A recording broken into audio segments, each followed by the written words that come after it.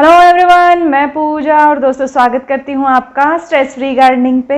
अभी बारिशों में बहुत सारे पौधों की ग्रोथ बहुत अच्छी हो जाएगी।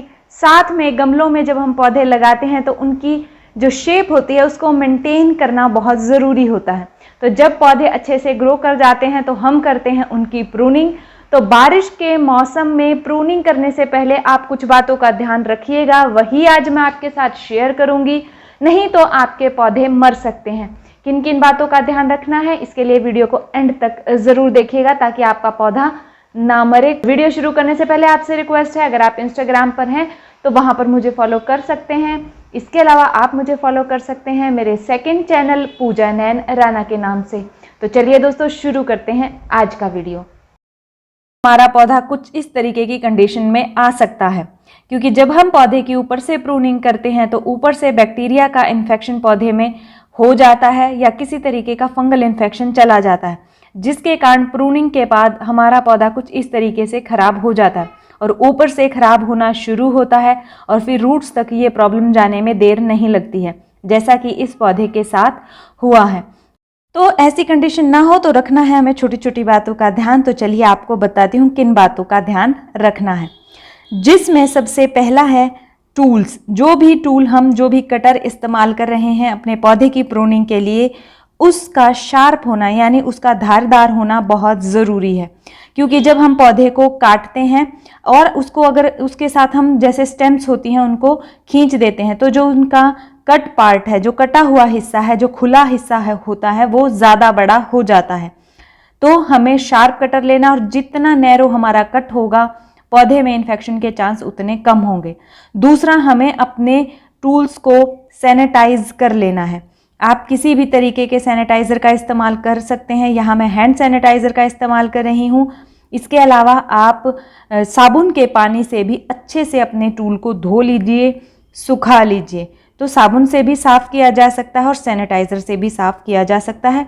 तो ये काम हमें ज़रूर करना है, सैनिटाइज ज़रूर करना है अपने टूल को, स्पेशली बारिशों के दौरान। और अगर हम किसी पौधे की कटिंग लगाना चाहते हैं और कटिंग ले रहे हैं किसी पौधे से, तो भी हमें इस बात का ध्यान रखना है, हमारा टूल शार्प होना चाहिए और साफ होना चाहिए।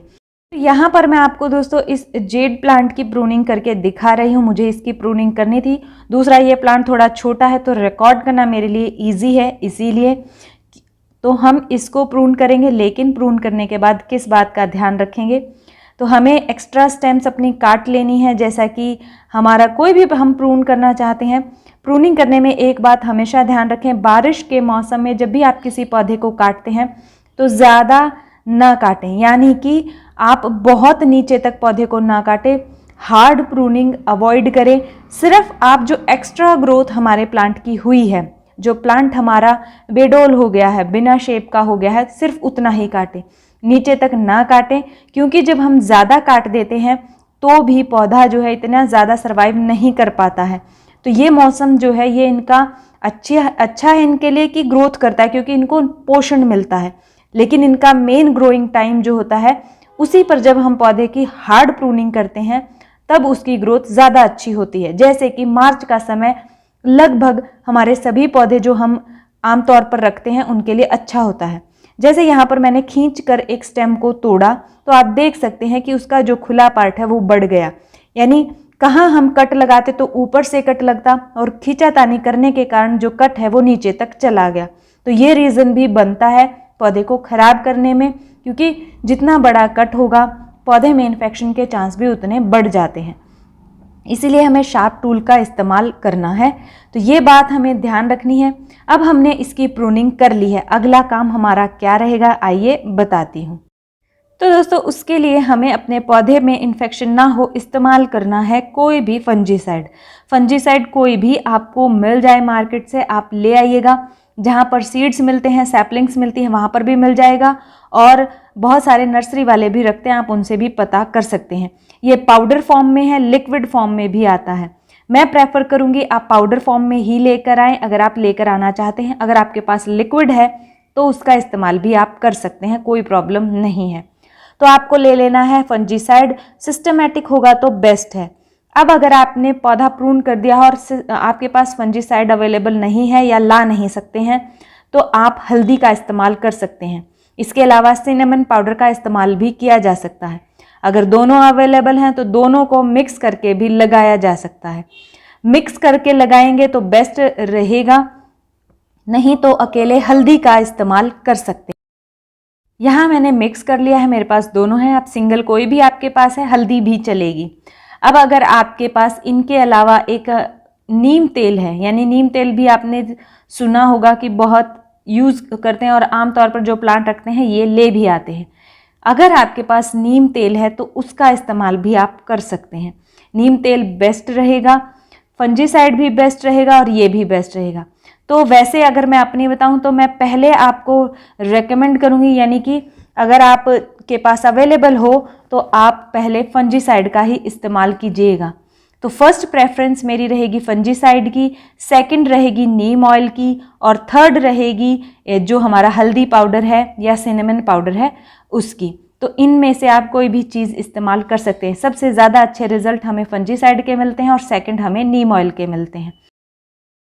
पानी भी मिक्स कर सकते हैं और डायरेक्ट भी लगा सकते हैं। तो आपको थोड़ा सा अपनी उंगली पर या फिर किसी भी आप टिश्यू से भी लगा सकते हैं, यानी जैसे आप कंफर्टेबल हो वैसे ले लीजिए। और जो हमारे प्लांट का कट पार्ट है, यानी जहाँ से हमने प्रूनिंग की है, वहाँ पर इस घाव कहें या खुला एरिया कहे पौधे का, तो यहाँ पर इसे बहुत अच्छे से अप्लाई कर लेना है। स्टेम्स में कहीं आपने पत्तियाँ वगैरह भी खींच कर निकाली हैं तो वहाँ पर भी इसे लगाएंगे इस तरीके से। तो फंजीसाइड है तो ऐसे लगाएं। अगर नीम तेल लगा रहे तो भी ऐसे ही लगाएंगे। थोड़ा सा नीम तेल हम निकाल लेंगे, इसको किसी भी पानी वगैरह में डाइल्यूट करने की ज़रूरत नहीं है। नीम तेल जो होता है थोड़ा गाढ़ा होता है और अच्छा भी रहेगा अगर आप इसे डायरेक्ट ही लगाएं। तो थोड़ा सा अपनी फिंगर पर इस तरीके से निकाल ले या किसी बर्तन में निकाल ले और रुई की सहायता से या अपनी उंगली की सहायता से इस तरीके पर खुले पार्ट पर इसे अच्छे से अप्लाई कर दे। 2-3 दिन में, यानी बारिशें अभी हो रही हैं और आपको लगता है कि पौधा धुल गया होगा या जो हमने लगाया है वो धुल गया होगा, तो आप इसे 3 से 4 दिन में अप्लाई भी करेंगे, यानी री अप्लाई ज़रूर करिएगा अगर बारिश हो रही है तो। अब बारी आती है हल्दी पाउडर की। तो हल्दी पाउडर अगर लगा रहे और नीम ऑयल भी आपके पास है तो दोनों को मिक्स करके भी लगाया जा सकता है ताकि वो उड़े ना और ऑयल की हेल्प से पौधे पर चिपका रहे। तो इसी तरीके से हम कट पार्ट पर लगाएंगे हल्दी को भी या सिनेमन पाउडर को भी या दोनों के मिक्सचर को भी। तो इस तरीके से लगा लेना है। अब अगर आपके पास हल्दी पाउडर ही आप लगा रहे हैं और नीम ऑयल आपके पास नहीं है तो ये उड़ जाएगा, क्योंकि ये बहुत ड्राई है। ड्राई होते ही ये हवा चलेगी या पानी की जब भी इस पर गिरेगा ये बहुत जल्दी बह जाएगा। तो ऐसे में क्या करना है, आपको थोड़ा सा पानी इसमें मिक्स कर लेना है और मिक्स करने के बाद इसे पौधे पर अप्लाई करना है। थोड़ा लिक्विडी मत लीजिएगा, थोड़ा इसको थोड़ा लिक्विडी लेंगे तो क्या होगा कि जैसे ही हम लगाएंगे ये नीचे गिर जाएगा और थोड़ा सा पानी जैसे डलेगा साथ के साथ धुल जाएगा, तो थोड़े से समय के लिए भी पौधे पर नहीं रुक पाएगा। तो आपको क्या करना है, इसको थोड़ा सा थिक रखना है ताकि ये पौधे पर चिपक सके और कुछ समय के लिए पौधे पर रुक सके। अगर आप इसमें किसी तरीके का ऑयल मिक्स करेंगे तो प्रॉब्लम होगी। अगर आप चाहते हैं कि आपको बार बार अप्लाई ना करना पड़े तो आप इसमें हनी भी मिला सकते हैं, शहद मिक्स करके भी लगा सकते हैं। अब जैसे हमने इस पार्ट को कट किया था और ये गहरा हो गया था खींचने की वजह से, तो जितना भी कट हुआ हिस्सा है पूरे पर हम अप्लाई करेंगे। फंजीसाइड हो, नीम ऑयल हो या हल्दी पाउडर हो, तो ये हम इस तरीके से लगे, यानी कट पार्ट जो भी रहेगा प्लांट का उस पर इनमें से कोई भी चीज़ अप्लाई करनी है ताकि इन्फेक्शन पौधे में ना जाए और हमारा पौधा इन्फेक्शन से बचे और ग्रोथ करे। जैसे ही ग्रोथ स्टार्ट होगी धीरे धीरे पौधा अपने आप रिकवरी कर जाएगा और कोई प्रॉब्लम नहीं होगी फ्यूचर में जाके। 2 से 3 बार एक बार रीअप्लाई कर दीजिएगा। अगर फंगस वगैरह की प्रॉब्लम आपके गार्डन में रहती है या बारिशें अभी बहुत ज़्यादा हो रही हैं या पौधा ऐसा है लगातार बारिश में रहता है, तो आप रीअप्लाई ज़रूर कीजिएगा। आपके पौधे में ऊपर से कोई इन्फेक्शन नहीं जाएगा और उसकी वजह से आपका पौधा खराब नहीं होगा। तो इस मौसम में प्रूनिंग कर रहे हैं तो ये आपको ऐसे उसको कवर करना है ताकि ऊपर से इन्फेक्शन ना हो। अब एक और ऐसे ही क्या करेंगे, अगर आप इस मौसम में कटिंग लगा रहे हैं, क्योंकि मैंने आपको वीडियो शेयर किया था कि कौन कौन से पौधों की कटिंग आप इस मौसम में लगा सकते हैं। अगर आप कटिंग लगाना चाह रहे हैं तो कटिंग लेंगे हम, जैसे कि यहाँ पर हमारी जेड प्लांट की कटिंग है, हम लगाएं तो इसकी जो कट पार्ट है उस पर हमने हल्दी लगा ली है। तो ऐसे ही फंजीसाइड भी लगा सकते हैं या नीम ऑयल भी लगा सकते हैं या शहद भी लगा सकते हैं। तो कटिंग में लगा लेंगे नीचे इस तरीके से और फिर इसको कटिंग को हम ग्रो करेंगे तो नीचे से फंगस नहीं जाएगी। तो कटिंग लगा रहे हैं तो भी आप ये काम कर सकते हैं। तो जैसे बारिशों में पौधों को पोषण मिलता है, साथ में कुछ बीमारियां भी मिल जाती हैं। तो इन्हीं बातों का ध्यान रखते हुए आप अपने पौधे की प्रूनिंग ज़रूर कीजिएगा अगर करना चाहते हैं। अदरवाइज कुछ समय के लिए अवॉइड भी कर सकते हैं। बारिशें रुक जाने के बाद आप ये काम कर सकते हैं, लेकिन हार्ड प्रूनिंग मत कीजिएगा। उम्मीद करती हूँ ये वीडियो आपके लिए किसी न किसी रूप में हेल्पफुल ज़रूर रही होगी। अगर हाँ तो लाइक कीजिएगा। आप ही के जैसे आपके दोस्त या फैमिली मेम्बर हैं जो गार्डनिंग करना पसंद करते हैं, उनके साथ आप ये वीडियो शेयर भी कर सकते हैं। मिलते हैं फिर नेक्स्ट वीडियो में, तब तक के लिए अपना बहुत सारा ध्यान रखिए, खुश रहिए, बाय बाय।